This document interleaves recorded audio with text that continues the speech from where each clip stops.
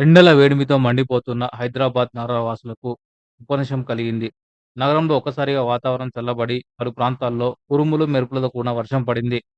మేడ్చల్ జిల్లా గాజుల రామారం, జీడిమెట్ల, షాపూర్ నగర్, కుత్బుల్లాపూర్, కొంపల్లి, మల్కాజ్గిరి ప్రాంతాలలో ఓ మోస్తరు వర్షం కురిసింది.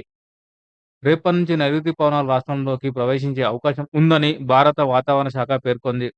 రాయలసీమ మీదుగా ప్రవేశించి రాష్ట్రమంతటా విస్తరిస్తాయని వెల్లడించింది. శుక్రవారం అర్ధరాత్రి నుండి ఉత్తరాంధ్ర జిల్లాల్లో ఉరుములు, పిడుగులతో ఓ మోస్తరు వర్షాలు కురిశాయి. హైదరాబాద్‌లో భారీ వర్షం కురిసే సూచన ఉన్నట్లు సమాచారం.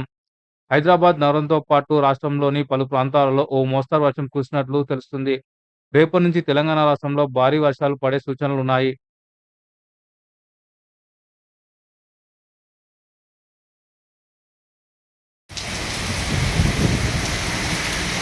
హుజురాబాద్‌లో భారీ వర్షం.